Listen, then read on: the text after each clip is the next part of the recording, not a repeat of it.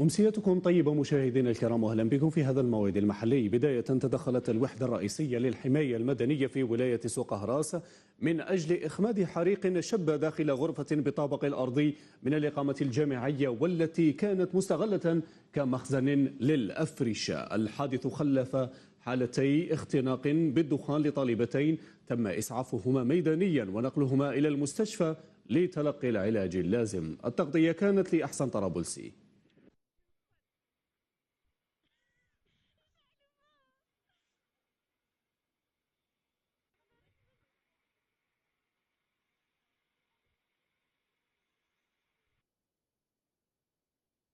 شويه ل 12 هكاك تاع الليل.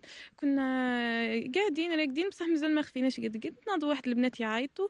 خرجنا لقينا الدنيا ظلمه كل. تنفسنا شويه غاز ومن بعد بدات الحاله يعني تزداد سوء والواحد.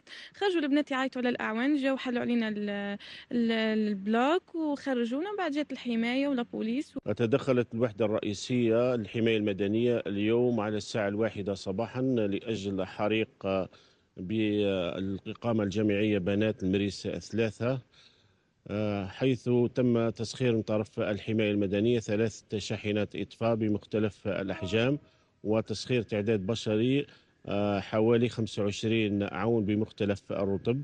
تمت العملية تحت إشراف السيد المدير ورئيس الوحدة الرئيسية.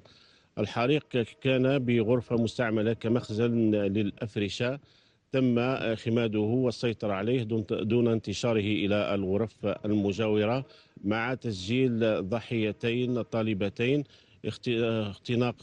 في حالة اختناق بالدخان تم إسعافهما وتحويلهما إلى المستشفى المحلي. هي رسالة أيضا نطمئن فيها أولياء طالبات على الوضع الصحي للطالبات، هم في أحسن الظروف، عدا حالة طالبتين تم نقلهما إلى المستشفى جراء الاختناق بغاز ثاني أكسيد أحادي أكسيد الكربون.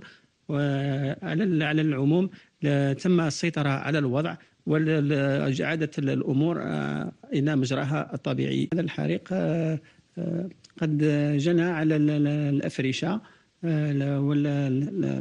والأغطية المعدة للإتلاف.